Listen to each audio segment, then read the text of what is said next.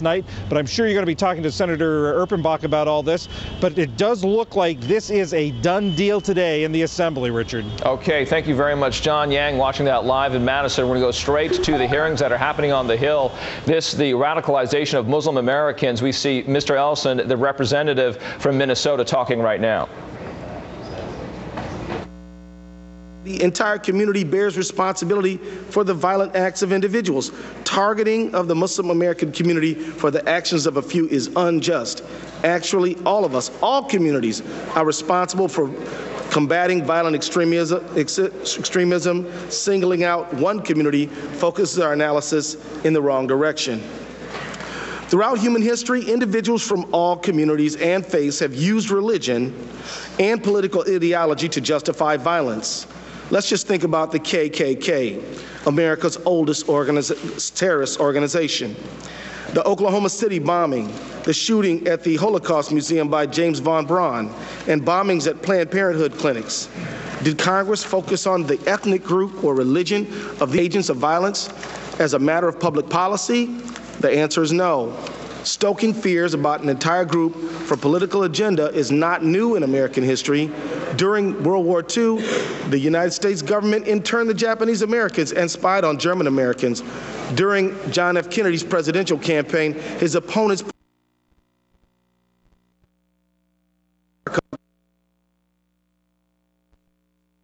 as a breach of our treasured American values.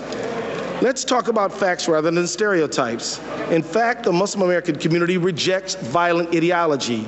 The RAND Corporation, a highly respected research organization, released a report last year that states the following, quote, given the low rate of would-be violent extremists, about 100 amongst the estimated 3 million American Muslims, suggests that the American Muslim population remains hostile to jihadist ideology and its exhortations to violence.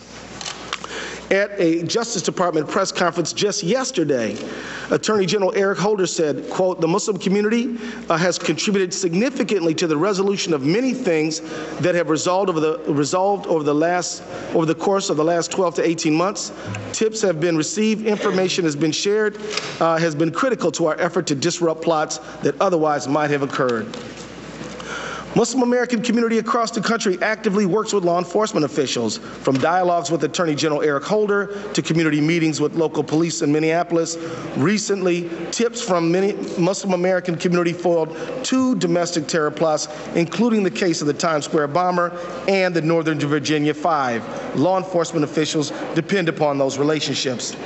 A recent report by the Muslim Public Affairs Council stated that information provided by Muslim Americans has helped to foil 7 domestic terror plots and 40% of all plots since 9/11. A 2011 study from Duke University Triangle Center on Terrorism reiterated that 40% of the domestic terror plots that have been prevented with the aid of Muslim American community. This cooperation with law enforcement is rooted in relationships and trust, relationships we should nurture. A witness at today's hearing, Los Angeles County Sheriff Lee Baca, testified before the House Homeland Security Subcommittee last year. He said, to effectively detect and manage extremists, police need to have trust and the understanding of the Muslim communities who live within and outside the United States. Simply, police need public participation. As leaders, we need to be rigorous about our analysis of violent extremism. Our responsibility includes doing no harm. I am concerned that the focus of today's hearing may increase suspicion of the Muslim American community, ultimately making us all a little less safe. We have seen the consequences of anti-Muslim sentiment, from backlash against Park 51 Muslim Community Center to the hostilities against the Islamic Center in Murfreesboro, Tennessee, to a threatened Quran burning in Gainesville, Florida. Zoning boards in communities like DuPage, Illinois are denying permits to build mosques. At the height of the Park 51 controversy, a man asked a cabbie whether he was a Muslim. When the cabbie said, Assalamu alaikum, which means peace be unto you, the individual stabbed him.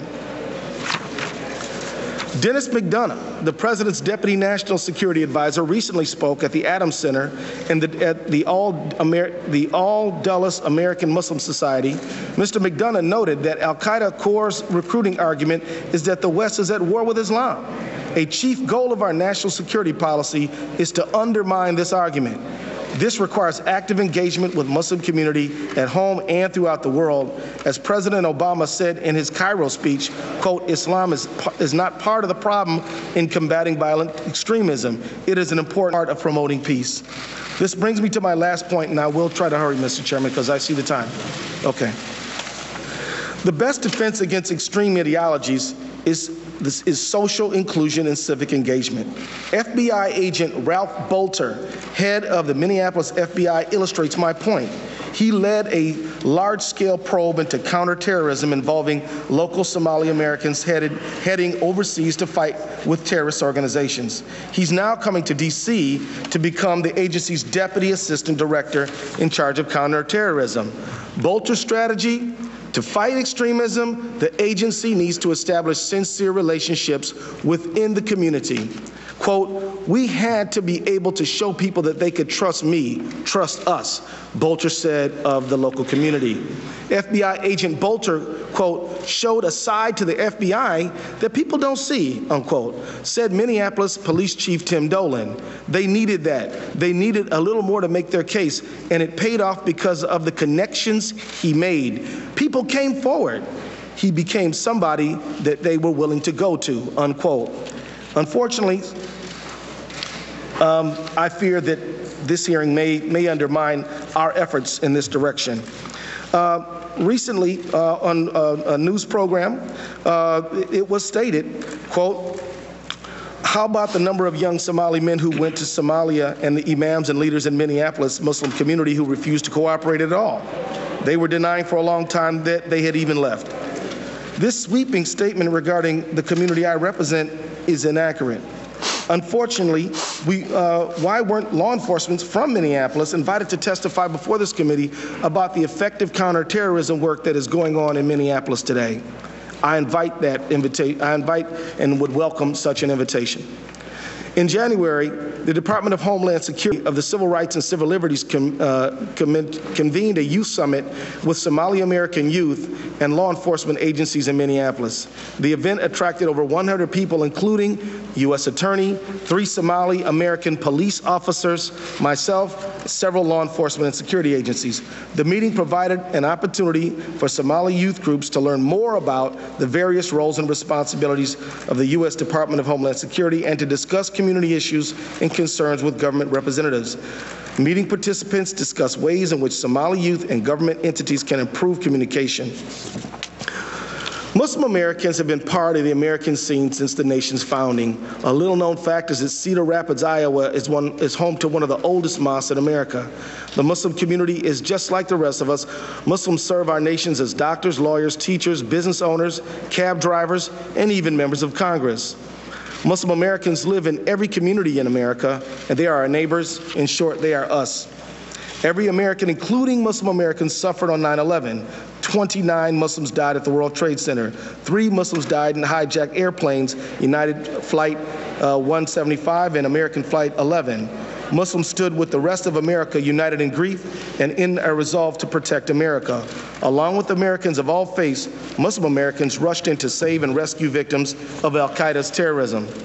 Let me close with a true story, but remember that it's only one of many American stories that could be told. Mohammed Salman Hamdani was a 23-year-old paramedic, a New York City police cadet, and Muslim American. He was one of those brave first responders who tragically lost his life in 9/11 terrorist attacks almost a decade ago. As the New York Times eulogized, he wanted to be seen as an all-American kid. He wore number 79 on the high school football team at Bayside, Queens, where he lived. He was called Sal by his friends. He became a research assistant at the Rockefeller University and drove an ambulance part-time. One Christmas, he sang Handel's Messiah in Queens. He saw all of the Star Wars movies, and it's well known that his new Honda was the one that read with the Young Jedi license plates. Mr. Hamdani bravely sacrificed his life to try to help others on 9/11. After the tragedy, some people tried to smear his character solely because of his Islamic faith. Some people spread false rumors and speculated that he was in league with the attackers because he was a Muslim. But it was only when his remains were identified that these lies were exposed.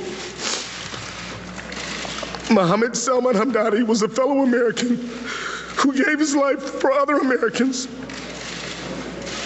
His life should not be identified as just a member of an ethnic group or just a member of a religion, but as an American who gave everything for his fellow Americans.